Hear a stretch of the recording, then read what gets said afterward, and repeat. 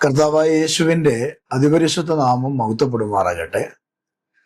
ഒരു പ്രാവശ്യം കൂടെ ഇന്നു പകലും യേശുവിന്റെ വചനവുമായി നിങ്ങളെ അഭിസംബോധന ചെയ്യാൻ സ്വർഗത്തിലെ കർത്താവ് നൽകിയ അവസരങ്ങൾ വിലയേറിയതായി ഞാൻ കാണുകയാണ്.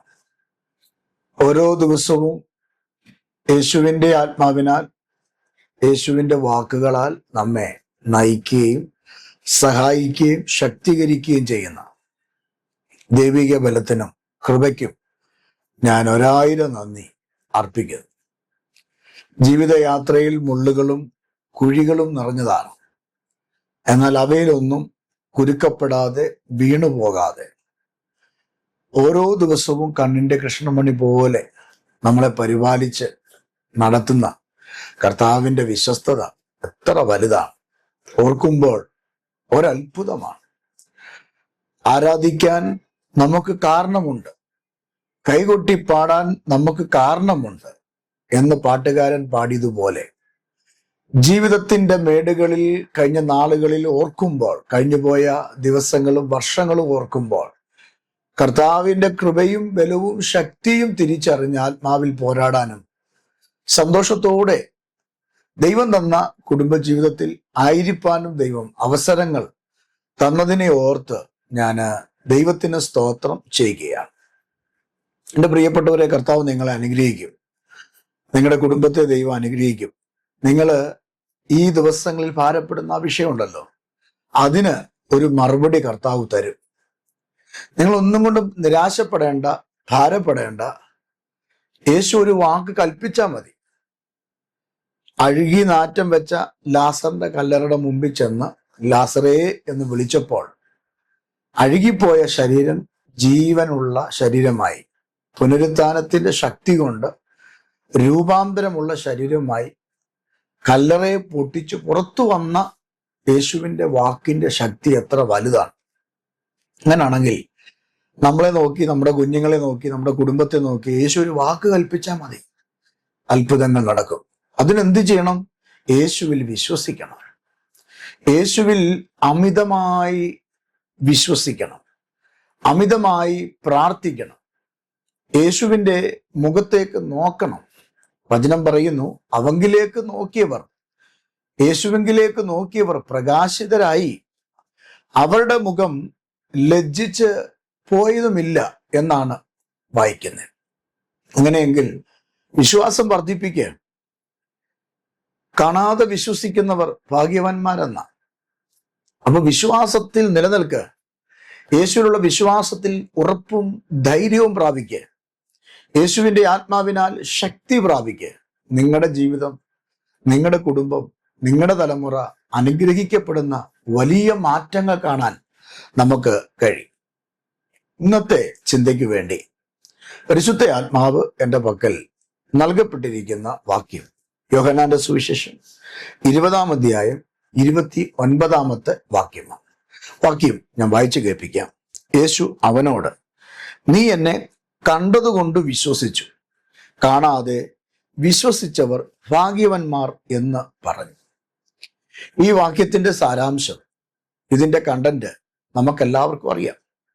വേദപുസ്തക വായനയുള്ളവർക്കും യേശുവിനെ സ്നേഹിക്കുന്നവർക്കും ദൈവവചനം പ്രസംഗിക്കുന്ന സ്ഥലങ്ങളിൽ, ആരാധനാലയങ്ങളിൽ ഒക്കെ പോകുന്ന ആളുകൾക്ക് വളരെ ബൈഹാർട്ടായ ഒരു വിഷയമാണ് ഞാൻ ഇന്ന് ചിന്തിക്കാനായിട്ട് ആഗ്രഹിക്കുന്നത്.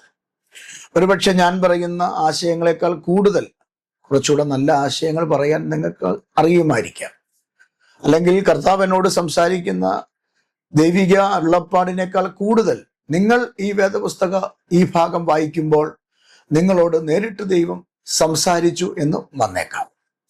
എങ്കിലും എൻ്റെ പ്രാർത്ഥനാ മുറിയിൽ എൻ്റെ കർത്താവ് എനിക്ക് തന്നിരിക്കുന്ന 1-2 ചിന്തകൾ ഞാൻ നിങ്ങളുമായി ഷെയർ ചെയ്യാനായിട്ട് താല്പര്യപ്പെടുകയാണ്.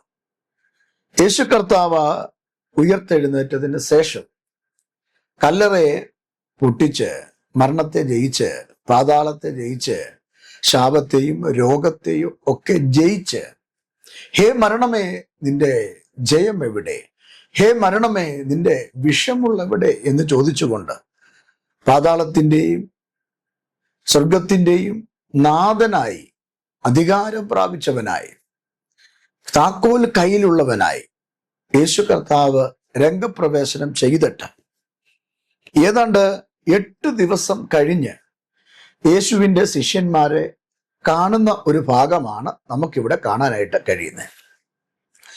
8 ദിവസം കഴിഞ്ഞു ഉയർത്തെഴുന്നേറ്റതിന് ശേഷം 8ാമത്തെ ദിവസം യേശു കർത്താവ് ശിഷ്യന്മാരെ തേടി പോവുകയാണ്. നമ്മുടെ കർത്താവ് നമ്മളെ തേടി വരുന്നവനാണ്.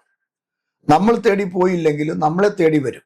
വാസ്തവത്തിൽ നമ്മൾ വിശ്വാസിയായത് എങ്ങനാ? ഈ സത്യം നമ്മൾ അറിഞ്ഞത് എങ്ങനാ? ഈ കൃപയിൽ നമ്മൾ വന്നതെങ്ങനാ?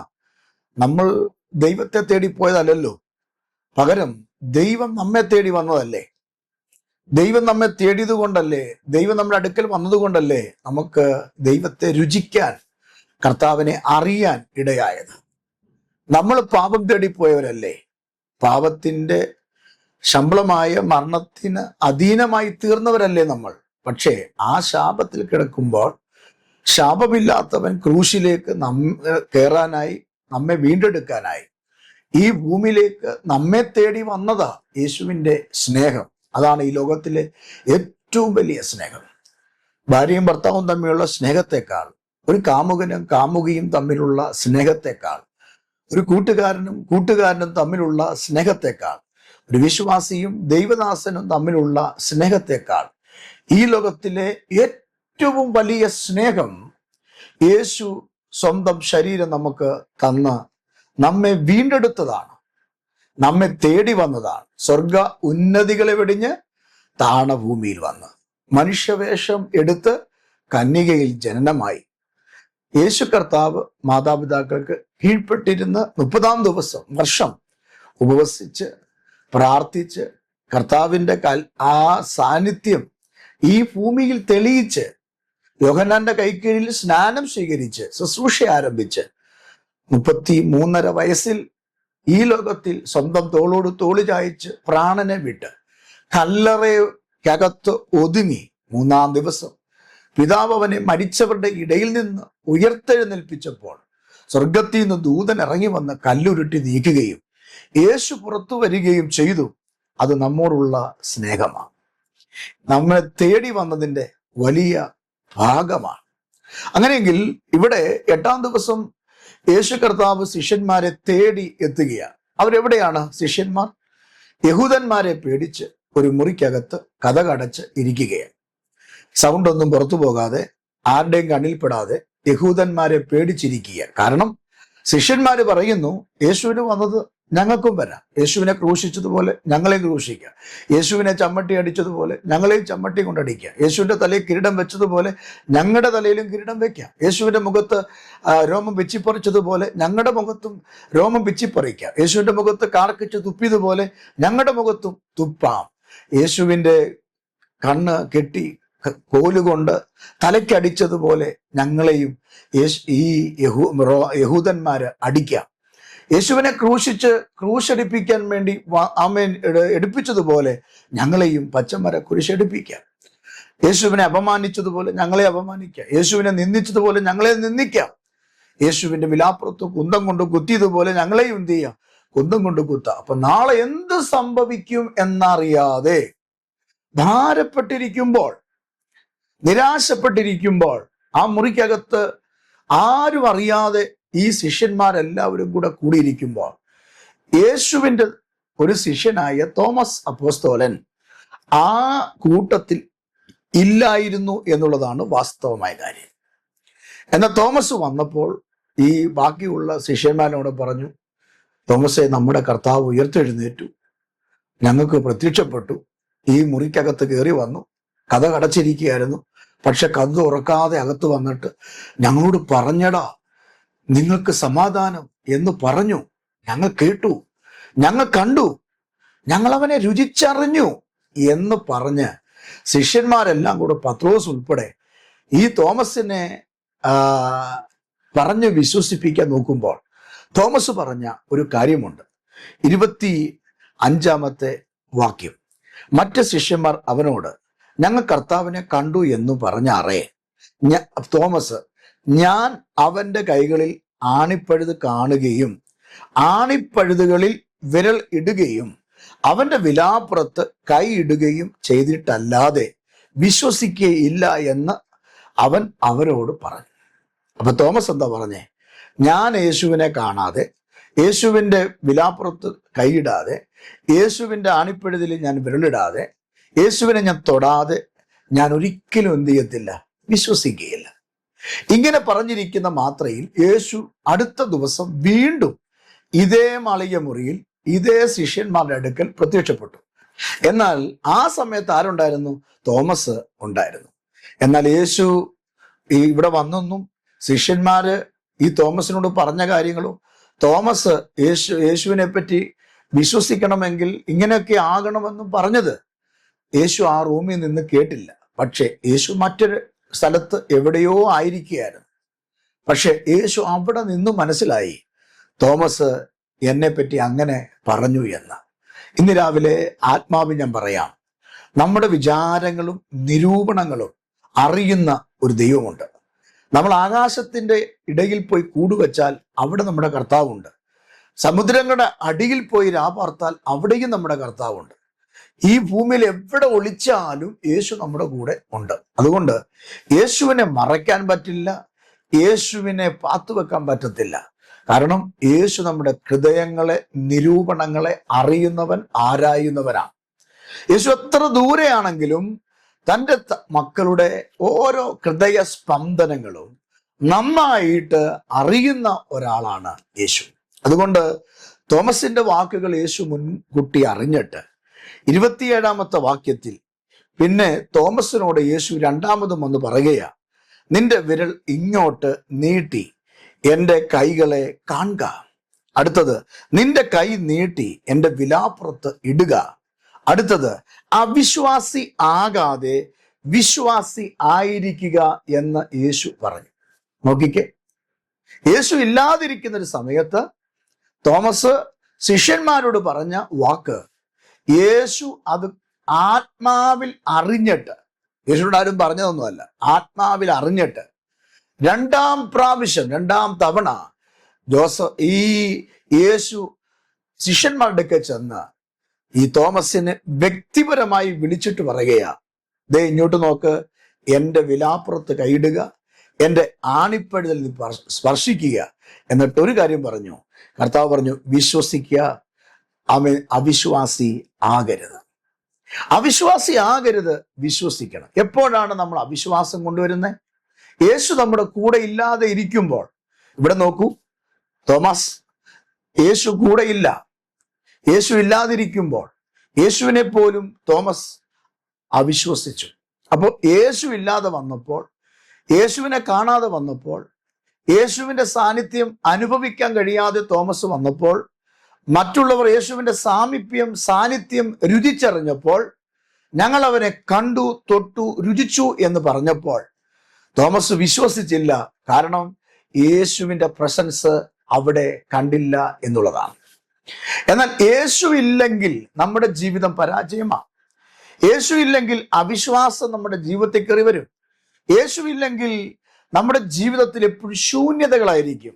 വിശ്വസിക്കാൻ പറ്റാത്ത അവസ്ഥകൾ നമ്മുടെ ജീവിതത്തിൽ കടന്നു വരും. നമ്മൾ അവിശ്വാസിയായി മാറും. അതുതന്നെയല്ലേ ഉൽപ്പത്തി പുസ്തകത്തിലും സംഭവിച്ചത്. ഏദൻ തോട്ടത്തിൽ വെയിലാറുന്ന സമയത്ത് യഹോവയായ ദൈവം വരും. അപ്പോൾ ദൈവം ആ തോട്ടത്തിൽ ഇല്ലാതെ ഇരിക്കുന്ന സമയത്താണ് സാത്താൻ പാമ്പിന്റെ രൂപത്തിൽ തിന്നരുതെന്ന് പറഞ്ഞ വൃക്ഷത്തിന്റെ ഫലത്തെ കയറി ചുറ്റി പിടഞ്ഞ് കിടന്ന് ഹവ്വായെ വിളിച്ച്, വാസ്തവമായി ദൈവം നിങ്ങളോട് കൽപ്പിച്ചിട്ടുണ്ടോ? ദൈവം നിങ്ങളെ ചതിച്ചതാണ്, വഞ്ചിച്ചതാണ്, നിങ്ങളിത് തിന്നാൽ നിങ്ങളുടെ കണ്ണ് തുറക്കും, നിങ്ങൾ ദൈവത്തെ പോലെ ആകും എന്നൊക്കെ പറഞ്ഞ് ഉപായത്താൽ, ചതിയാൽ കള വിതയ്ക്കുന്നത് ഉൽപ്പത്തി പുസ്തകത്തിൽ കണ്ടിട്ടില്ലേ? എപ്പോഴാണ്? ദൈവം അവരുടെ കൂടെ ഇല്ലാതെ ഇരുന്നപ്പോൾ. ഇവിടെ തോമസിന്റെ കൂടെ യേശു ഇല്ലാതെ ഇരുന്നപ്പോൾ അവിശ്വാസം എന്ന മാരകമായ രോഗം തോമസിനെ പിടിക്കപ്പെടുകയാണ്. ഇതറിഞ്ഞ യേശു കർത്താവ് പറയുകയാ, യേശുവോട് പറയുകയാണ് നമ്മുടെ കുറിവാക്യം, നീ എന്നെ കണ്ടതുകൊണ്ട് വിശ്വസിച്ചു എന്ന് പറഞ്ഞാൽ, കൈയും വിലാപ്പുറവും കാണിച്ചു കൊടുത്തപ്പോൾ അവൻ അതിനെ സ്പർശിച്ചിട്ട് യേശു ആണെന്ന് അവന് അറിവ് കിട്ടിയപ്പോൾ, അതേ യേശുവേ എന്ന് പറഞ്ഞ് അവൻ യേശുവിന്റെ മുമ്പിൽ സറണ്ടർ ചെയ്തപ്പോൾ, യേശു കർത്താവ് പറയുക, നമ്മുടെ കുറിവാക്യം, നീ എന്നെ കണ്ടതുകൊണ്ട് വിശ്വസിച്ചു, കാണാതെ വിശ്വസിച്ചവർ ഭാഗ്യവാന്മാരത്രേ. ഇന്ന് രാവിലെ എൻ്റെ പ്രിയപ്പെട്ട സഹോദരനോട് പറയാം, നിങ്ങളുടെ മുമ്പിൽ ഒന്നും കാണാൻ പറ്റുന്നില്ലായിരിക്കും. കുഞ്ഞുങ്ങളുടെ ജീവിത യാത്രയിൽ ഭയങ്കരമായ ആ ഒരു വിശാലതയില്ലാത്ത അവസ്ഥയിലായിരിക്കും നിങ്ങൾ കഴിയുന്നത്. നിങ്ങളുടെ കുഞ്ഞുങ്ങളുടെ ഒരു ഭാവി കാണുന്നില്ലായിരിക്കാം, ഒരു വിവാഹം നടക്കുന്നത് കാണുന്നില്ലായിരിക്കാം, ഒരു നല്ല ജോലി കിട്ടുന്നതും PR കിട്ടുന്നതും RN കിട്ടുന്നതൊന്നും നിങ്ങളുടെ മുമ്പിൽ കാണുന്നില്ലായിരിക്കാം. നിങ്ങളുടെ കുഞ്ഞുങ്ങൾക്ക് അല്ലെങ്കിൽ നിങ്ങളുടെ പെൺകൊച്ചിന് ഒരു സന്തതി ഉണ്ടാകുന്ന ഒരു കാര്യവും അവിടെ കാണുന്നില്ലായിരിക്കാം. മെഡിക്കൽ സയൻസ് പരാജയം എന്നായിരിക്കും പറയുന്നത്. എന്നാൽ ഇന്ന് രാവിലെ ഞാൻ ആത്മാവി പറയാം, യേശു പറഞ്ഞ അതേ വാക്കുപയോഗിച്ച് ഈ സന്ദേശം കേൾക്കുന്ന പ്രിയപ്പെട്ടവരോട് ഇന്നത്തെ ദൂത് ഞാൻ പറയാം. യേശുവിനെ നിങ്ങൾ കാണാതെ വിശ്വസിക്ക്. നിങ്ങളുടെ മുമ്പിലുള്ള പ്രയാസങ്ങൾ വഴിമാറാൻ കാണാതെ വിശ്വസിക്ക്. നിങ്ങൾ വിശ്വസിച്ചിട്ട് നിങ്ങൾ പറ, യേശു എനിക്ക് വിടുതരും, യേശു എൻ്റെ കടം മാറ്റും, യേശു എൻ്റെ കുഞ്ഞിന് വഴി തുറക്കും, യേശു എൻ്റെ കുടുംബത്തെ വിശാലമാക്കും, യേശു അടഞ്ഞ വാതിൽ തുറന്നു തരും. അങ്ങനെ ഒന്ന് വിശ്വസിച്ച് പ്രാർത്ഥിച്ചു നോക്കൂ. നിങ്ങളുടെ ജീവിതത്തിൽ അത്ഭുതങ്ങൾ സംഭവിക്കും. അപ്പൊ നിങ്ങൾ കണ്ടിട്ട് വിശ്വസിക്കാൻ വേണ്ടി ഇരിക്കാതെ കാണാതെ നിങ്ങൾ ഡിക്ലെയർ ചെയ്യുക. നിങ്ങൾ ആത്മാവിൽ കണ്ടുകൊണ്ട്, നിങ്ങൾ ഫിസിക്കലി നിങ്ങളുടെ കണ്ണുകൊണ്ട് ഇന്ന് രാവിലെ ഒരു വിടുതൽ കണ്ടില്ലെങ്കിലും, മാസങ്ങൾ കൊണ്ടും വർഷം കൊണ്ടും പ്രാർത്ഥിച്ച വിഷയത്തിന് ഒരു മറുപടി കണ്ടില്ലെങ്കിലും കാണാതെ വിശ്വസിക്ക്. ആ വീട് നീ കണ്ടിട്ടില്ല, ലഭിച്ചു എന്ന് വിശ്വസിക്ക്. ആ കടം വീട്ടാനുള്ള പണം നിന്റെ കൈ വന്നിട്ടില്ല, കിട്ടിയെന്ന് വിശ്വസിക്ക്. നിന്റെ കൊച്ചിനൊരു പെൺകൊച്ചിനെ കിട്ടിയിട്ടില്ല, പക്ഷെ അത് ലഭിച്ചു എന്ന് വിശ്വസിക്ക്. കാണാതെ വിശ്വസിക്ക്. യഹോവ നിങ്ങൾക്ക് വേണ്ടി അത്ഭുതം ചെയ്യും. യേശു നിങ്ങളുടെ വിഷയത്തിന് പരിഹാരം വരുത്തും. അതുകൊണ്ട് യേശു കർത്താവ് തോമസ് അപ്പോസ്തലനോട് പറഞ്ഞതുപോലെ ഇന്ന് രാവിലെ ഈ സന്ദേശം കേൾക്കുന്ന പ്രിയപ്പെട്ടവരുടെ ആത്മാവി ഞാൻ പറയുക, വിശ്വസിക്കുക കുഞ്ഞുങ്ങളെ, വിശ്വസിക്കും മാതാപിതാക്കളെ. നിങ്ങളുടെ അവസ്ഥ മാറും. ദൈവം നിങ്ങളുടെ സ്ഥിതികൾക്ക് വ്യത്യാസം വരുത്തും. നിങ്ങളുടെ കുടുംബത്തെ ദൈവം മാനിക്കും. നിങ്ങൾക്ക് വേണ്ടി അടഞ്ഞ വാതിലുകൾ യേശു തുറക്കും. യേശുവിൻ്റെ ഒരു വാക്കിന്റെ മുമ്പിൽ മരിച്ചവർ ഉയർത്തെഴുന്നേറ്റെങ്കിൽ, യേശുവിൻ്റെ ഒരു വാക്കിന്റെ മുമ്പിൽ കുഷ്ഠരോഗികൾ 10 ഒരുമിച്ച് സൗഖ്യമായെങ്കിൽ, യേശുവിൻ്റെ ഒരു വാക്കിന്റെ മുമ്പിൽ ആമേൻ ഒഴിഞ്ഞു കിടന്ന പടകും ഒഴിഞ്ഞുപോയ വലയും പെരുത്ത കൂട്ടങ്ങൾ കൊണ്ട് നിറഞ്ഞെങ്കിൽ, യേശു ഇന്ന് രാവിലെ നിങ്ങളെ നോക്കി ഒരു വാക്ക് കൽപ്പിച്ചാൽ മതി. നിങ്ങളുടെ ദാരിദ്ര്യം മാറും, നിങ്ങളുടെ സാഹചര്യം മാറും, നിങ്ങളുടെ അവസ്ഥ മാറും. യേശു നിങ്ങൾക്ക് വേണ്ടി വൻ കാര്യങ്ങൾ ചെയ്യും. അങ്ങനെയെങ്കിൽ യേശുവിനെ നിങ്ങൾ എന്ത് ചെയ്യണം? വിശ്വസിക്കണം. വിശ്വാസം എവിടെ നിന്നാണ് വരുന്നേ? റോമാലേഖനത്തിനകത്ത് 10-ാം അധ്യായം 17-ാമത്തെ വാക്യം, വിശ്വാസം എവിടെ നിന്നാണ് ലഭിക്കുന്നത്? അവിടെ എഴുതിയിരിക്കുന്ന വാക്യം ഇങ്ങനെയാണ്: ആകയാൽ വിശ്വാസം കേൾവിയാലും കേൾവി ക്രിസ്തുവിന്റെ വചനത്താലും വരുന്നു. അപ്പൊ വിശ്വാസം എവിടെ നിന്നാണ് നമുക്ക് കിട്ടേണ്ടേ? നമ്മളെ പ്രസവിച്ച അമ്മയിൽ നിന്നുള്ള വിശ്വാസം അല്ല നമ്മളെ നിത്യത വരെ കൊണ്ടെത്തിക്കുന്നത്. നമുക്ക് ജന്മം തന്ന അപ്പനിൽ നിന്നുള്ള വിശ്വാസമല്ല നമ്മളെ നിത്യത വരെ കൊണ്ടെത്തിക്കുന്നത്. യേശുവിൽ വിശ്വസിക്കുന്നെങ്കിൽ അതൊരു താൽക്കാലിക വിശ്വാസമല്ല, നിത്യത വരെ നമ്മളെ എത്തിക്കുന്ന വിശ്വാസമാണ് യേശുവിലുള്ള വിശ്വാസം. അപ്പൊ ഈ വിശ്വാസം എവിടെ നിന്ന് കിട്ടും? അപ്പോസ്തലനായ പൗലോസ് റോമാ സഭയ്ക്ക് ലേഖനം എഴുതുമ്പോൾ പറയുകയാണ്, ആകയാൽ വിശ്വാസം കേൾവിയാൽ. അപ്പൊ കേൾക്കുന്നതിനാൽ വിശ്വാസം എന്ത് ചെയ്യും? ഉണ്ടാകും. ഇനി കേൾവി എവിടെ നിന്നാണ്? ക്രിസ്തുവിന്റെ വചനത്തിൽ നിന്ന് വരുന്നു. അപ്പൊ യേശുവിന്റെ വചനത്തിൽ നിന്ന് വരുന്ന കേൾവി, യേശുവിന്റെ വചനം കേൾക്കുമ്പോൾ നമുക്ക് എന്തുണ്ടാകുന്നു? വിശ്വാസം ഉണ്ടാകുന്നു.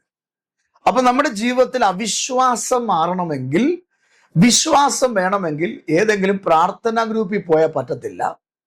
വിശ്വാസം പറഞ്ഞു നടക്കുന്ന ഒരു ഗ്രൂപ്പിന്റെ ഇടയിൽ പോയി നീ തല വെച്ചത് കൊണ്ട് വിശ്വാസം കിട്ടണമെന്നില്ല. നിന്നിൽ തികഞ്ഞ ഒരു വിശ്വാസം, അത് ക്രിസ്തുവിലുള്ള വിശ്വാസം നിങ്ങൾക്കുണ്ടാകണമെങ്കിൽ നിങ്ങൾ ക്രിസ്തുവിന്റെ വചനം വായിക്കണം. ക്രിസ്തുവിന്റെ വചനം നിങ്ങളുടെ ഉള്ളിൽ ആക്കണം. ക്രിസ്തുവിന്റെ വചനത്തിന്റെ ശബ്ദം നമ്മുടെ കർണപടലങ്ങളിൽ വന്ന് തറയ്ക്കണം. അങ്ങനെ ക്രിസ്തുവിന്റെ വചനം നമ്മൾ കേൾക്കുമ്പോൾ നമ്മുടെ അകത്ത് എന്തുണ്ടാകുന്നു? വിശ്വാസം വർദ്ധിക്കുന്നു. കർത്താവിന്റെ അല്ലെങ്കിൽ യഹോവയുടെ വാക്ക് കേട്ടപ്പോഴല്ലേ അബ്രഹാം 25 വർഷം വിശ്വാസത്തിനുവേണ്ടി പിടിച്ചു നിന്നത്? അപ്പൊ ക്രിസ്തുവിന്റെ വചനം എന്താണ് പറയുന്നത്? നീ അനുഗ്രഹിക്കപ്പെടുമെന്ന് ക്രിസ്തുവിന്റെ വചനം പറഞ്ഞിട്ടുണ്ടെങ്കിൽ അതിനെ വിശ്വസിക്കുക. ക്രിസ്തുവിന്റെ വചനം നിന്നെ നോക്കി, നിന്റെ കുടുംബത്തെ നോക്കി, കുഞ്ഞുങ്ങളെ നോക്കി പറയുക, നിങ്ങൾ ഉയർച്ച പ്രാപിക്കും എന്ന് ക്രിസ്തുവിന്റെ വചനം വായിച്ചപ്പോൾ, കേട്ടപ്പോൾ നിങ്ങളുടെ കാതുകളിൽ അത് ഇമ്പസ്വരമായി കയറിയെങ്കിൽ നിങ്ങൾ അതിൽ വിശ്വസിക്കുക. അങ്ങനെ നിങ്ങൾ വിശ്വാസത്താൽ ഗർഭം ധരിക്കുക, വിശ്വാസത്താൽ നിങ്ങൾ വിളിച്ചു പറയുക, വിശ്വാസത്താൽ നിങ്ങൾ പ്രാർത്ഥിക്കുക. വിശ്വാസത്തോടു കൂടെ ഈ മലയോട് നീങ്ങിപ്പോകാൻ പറഞ്ഞാൽ അത് അങ്ങനെ തന്നെ സംഭവിക്കുമെന്നല്ലേ? ഈ കാട്ടത്തിയോട് പറയാൻ പറഞ്ഞാൽ അത് അങ്ങനെ തന്നെ സംഭവിക്കുന്നല്ലേ? യേശു കർത്താവ് അത്തിയെ നോക്കി ശപിച്ചപ്പോൾ, വിശ്വാസത്താൽ വാക്കു പറഞ്ഞപ്പോൾ, പിന്നീട് റിട്ടേൺ വന്നപ്പോൾ ശിഷ്യന്മാര് കണ്ടതെന്താ? ആ അത്തി ഉണങ്ങിപ്പോയി നിൽക്കുന്നതല്ലേ?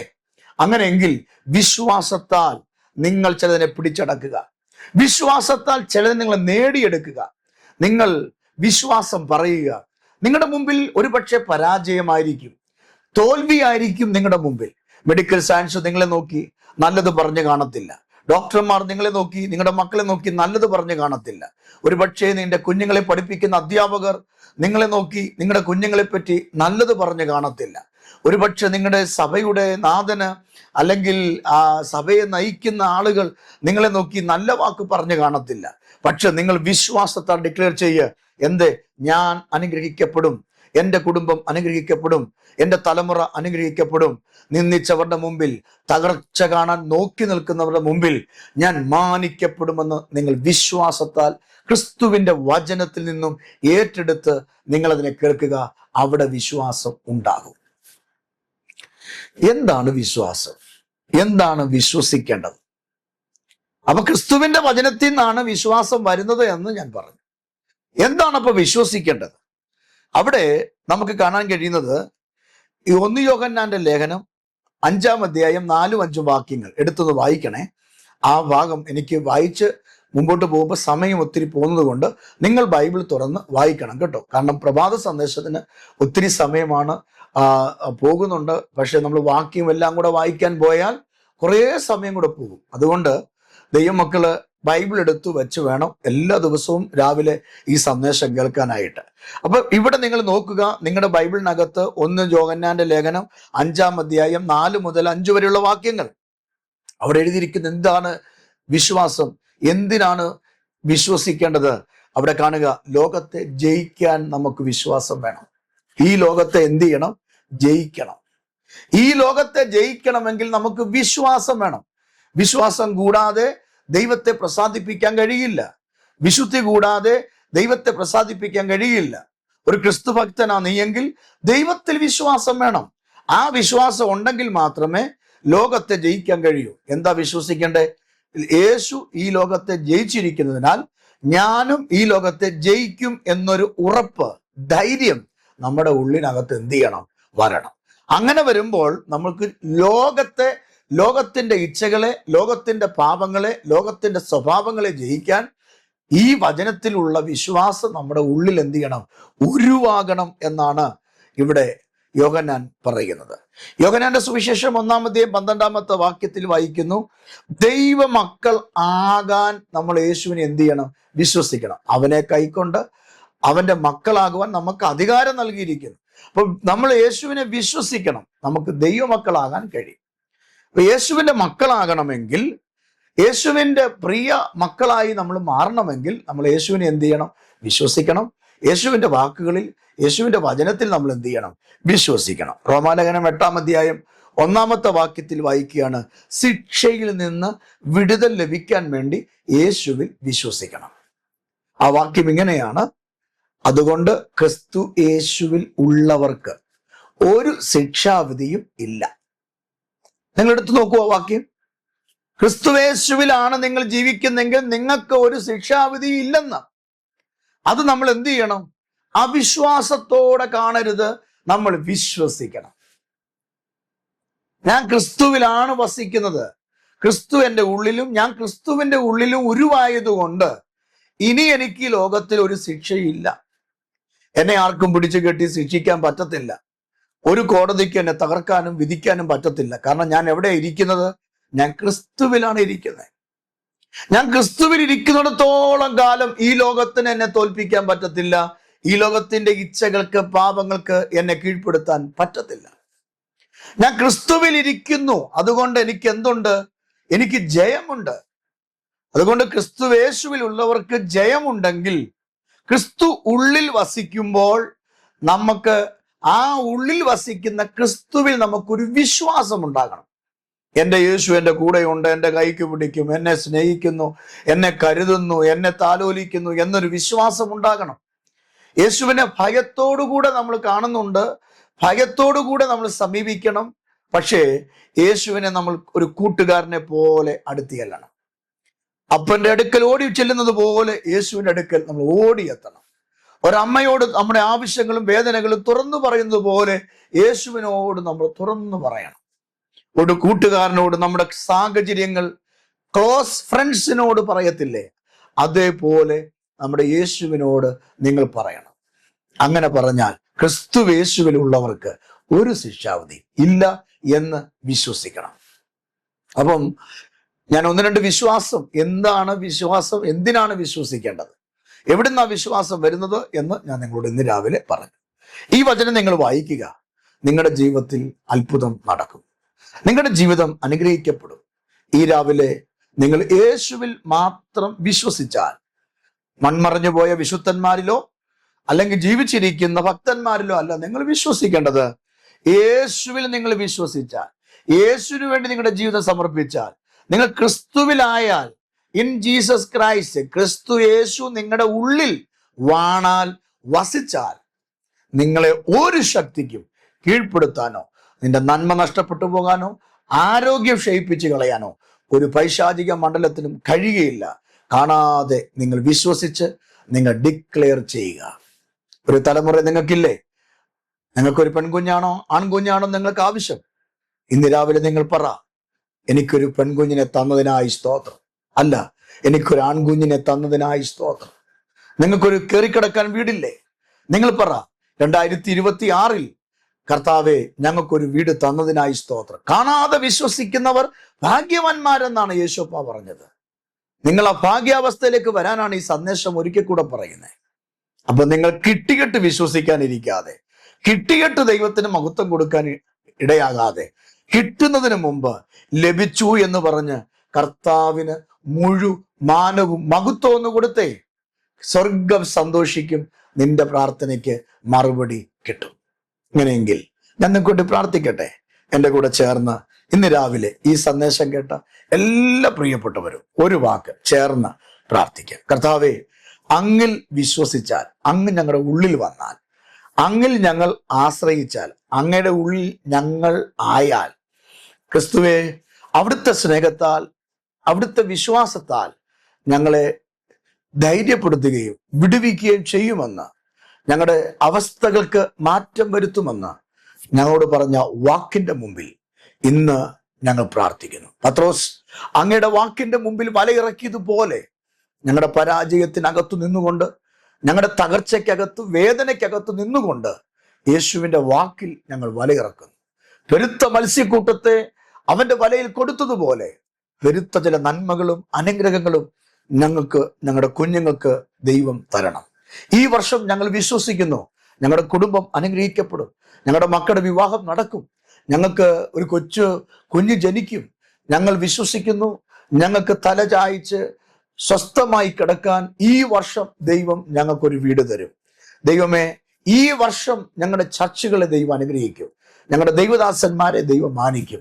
ഞങ്ങൾ വിശ്വസിക്കുന്നു, ഞങ്ങൾ കാണാതെ വിശ്വസിക്കുന്നു, ഈ വർഷം ഞങ്ങളുടെ കർത്താവ് വരും, ഞങ്ങളെ ചേർത്ത് കൊണ്ടുപോകും. ഞങ്ങളതിനെ വിശ്വസിക്കുന്നു, ഞങ്ങൾ ഡിക്ലെയർ ചെയ്യുന്നു. കർത്താവ്, ഞങ്ങൾ അതിനെ കാത്തിരിക്കുന്നു. ആകയാൽ തോമസ് അപ്പോസ്തലനോട് പറഞ്ഞതുപോലെ കാണാതെ വിശ്വസിച്ച ഭാഗ്യവാന്മാർ ആകുന്നു എന്ന് പറഞ്ഞെങ്കിൽ, കർത്താവെ, കണ്ടിട്ടല്ലപ്പ, ആണിപ്പഴുതിൽ കൈയിട്ടിട്ടല്ലപ്പ, വിലാപ്പുറം സ്പർശിച്ചിട്ടല്ലപ്പ, അങ്ങേ തൊട്ടു നോക്കിയിട്ട് കർത്താവെ അങ്ങേ ഒന്ന് സ്പർശിച്ചിട്ട് അല്ലപ്പ, കാണാതെ അങ്ങിൽ വിശ്വസിക്കാൻ, കാണാതെ അങ്ങയുടെ പ്രവൃത്തിയിൽ വിശ്വസിക്കാൻ, അങ്ങയുടെ സ്നേഹത്തിൽ വിശ്വസിക്കാൻ, അങ്ങയുടെ കരുതലിൽ വിശ്വസിക്കാൻ ഞങ്ങൾക്ക് ഇടയാക്കി തീർക്കണമെന്ന് ദൈവത്തോട് ഞങ്ങൾ പ്രാർത്ഥിക്കുന്നു. ഈ ജനത്തെ അനുഗ്രഹിക്കണേ, സ്ഥിതികൾക്ക് വ്യത്യാസം വരുത്തണേ. ഇന്ന് രാവിലെ ഈ സന്ദേശം കേട്ട ഈ പ്രിയപ്പെട്ടവരെ പരിശുദ്ധ ആത്മാവ് ഉദ്ധരിക്കണമേ, അനുഗ്രഹിക്കണമേ, വർദ്ധിപ്പിക്കണമേ, മാനിക്കണമേ, സ്ഥിതിക്ക് മാറ്റം വരുത്തണമേ. യേശുവിൻ നാമത്തിൽ തന്നെ ആമേൻ. ദൈവം നിങ്ങളെ അനുഗ്രഹിക്കട്ടെ. ഈ സന്ദേശം നിങ്ങൾക്ക് അനുഗ്രഹമായെങ്കിൽ നിങ്ങളുടെ സുഹൃത്തുക്കൾക്കൊക്കെ അയക്കണം, ഗ്രൂപ്പുകളിലൊക്കെ ഷെയർ ചെയ്യണം. ഈ മിനിസ്ട്രി ഓർത്ത് പ്രാർത്ഥിക്കുകയും മറ്റുള്ളവരെ പരിചയപ്പെടുത്തുകയും ചെയ്യണം. നിങ്ങളുടെ പ്രാർത്ഥനാ വിഷയങ്ങൾ ഞങ്ങൾക്ക് എഴുതുക, ഞങ്ങൾ നിങ്ങൾക്ക് വേണ്ടി പ്രാർത്ഥിക്കാം. കഴിഞ്ഞ നാളുകളിൽ ആയിരക്കണക്കിന് ജനത്തിന് വേണ്ടി പ്രാർത്ഥിക്കാൻ, അനേക അത്ഭുതങ്ങളും പ്രവൃത്തികളും കാണാൻ ദൈവം അവസരം നൽകി. തീർച്ചയായും നിങ്ങളുടെ മുമ്പിൽ ഒരത്ഭുതം കർത്താവ് ചെയ്യും. ദൈവം അത്ഭുതങ്ങളുടെ ദൈവമാണ്. കഴിഞ്ഞ ദിവസം ഒരത്ഭുത സാക്ഷ്യം, ഒരച്ചായൻ കണ്ണിന് ഓപ്പറേഷന് വേണ്ടി കണ്ണ് പാട കെട്ടി സർജറിക്ക് വേണ്ടി മധുരയിൽ ഉള്ള ഒരു ഹോസ്പിറ്റലിൽ കടന്നു പോവുകയാണ്. എന്നോട് പറഞ്ഞു, പാസ്റ്ററെ വീട്ടിൽ വരണം, പ്രാർത്ഥിക്കണം, ഞങ്ങൾ സർജറിക്ക് വേണ്ടി കടന്നു പോകുക എന്ന് പറഞ്ഞു. എന്നാൽ ആ വീട്ടിൽ ചെന്ന് അവർ പോകുന്നതിന് മുമ്പ് പ്രാർത്ഥിച്ചു. അച്ചായന് ഒത്തിരി പ്രയാസമുണ്ട്, പുസ്തകം വായിക്കാനോ അടുത്തിരിക്കുന്നവരെ കാണാനൊക്കെ ബുദ്ധിമുട്ടുണ്ട്, ഷുഗറൊക്കെ അങ്ങ് ഹൈ ആണ്. പക്ഷേ ആ മകന് വേണ്ടി പ്രാർത്ഥിച്ചു, തലയെ കൈവച്ച് പ്രാർത്ഥിച്ചു. കർത്താവിനോട് പറഞ്ഞ, കർത്താവെ ഈ കണ്ണിന്റെ സർജറി അങ്ങ് ഏറ്റെടുക്കണം എന്ന് പ്രാർത്ഥിച്ചു. ഇന്നലെ ആ കുടുംബം എന്നെ കണ്ടപ്പോൾ പറയാണ്, ഞങ്ങൾ അവിടെ ചെന്നപ്പോൾ ഡോക്ടർ ചെക്ക് ചെയ്തിട്ട് അങ്ങനെ ഒരു പാട കണ്ണിനകത്തില്ല എന്ന് ആമേൻ അത്ഭുത സാക്ഷ്യം കേൾക്കാനായിട്ട് ഇടയായി. എൻ്റെ പ്രിയപ്പെട്ട സഹോദരനോട് പറയാം, പ്രാർത്ഥനയ്ക്ക് മറുപടിയുണ്ട്. മടിക്കണ്ട, നിങ്ങളുടെ പ്രാർത്ഥന വിഷയം ഞങ്ങൾ എഴുതി വെച്ച് പ്രാർത്ഥിക്കും. അത്ഭുതം നിങ്ങൾക്ക് വേണ്ടി കർത്താവ് ഒരുക്കി വെച്ചിട്ടുണ്ട്. നിങ്ങൾ കാണാതെ അങ്ങ് വിശ്വസിച്ചാൽ മതി. സർജറികൾ വഴിമാറും, തലമുറകൾ ഉണ്ടാകും, കുടുംബത്തിൽ ശ്രേഷ്ഠമായ അനുഗ്രഹം ഉണ്ടാകും. നിങ്ങളുടെ വാഹനങ്ങൾ, നിങ്ങളുടെ കുഞ്ഞുങ്ങളുടെ വിവാഹം, നിങ്ങളുടെ ജോലി, നിങ്ങളുടെ പഠനം എല്ലാം ദൈവത്താൽ മെച്ചമാകും. വിശ്വാസത്തോടെ ഇന്ന് പകൽക്കാലം നിങ്ങളായിരിക്കുക. യേശുവിനൊരു വാക്ക് പറഞ്ഞാൽ യേശു ഒരിക്കലും നിങ്ങളെ കൈവിടത്തില്ല. അതുകൊണ്ട് നിങ്ങൾ യേശുവിനുള്ള വാക്ക് കേട്ട്, യേശുവിൻ്റെ വചനത്തിൽ നിന്നുള്ള വാക്ക് കേട്ട് നിങ്ങൾ വിശ്വാസത്തോടെ സ്റ്റെപ്പ് വയ്ക്കുക.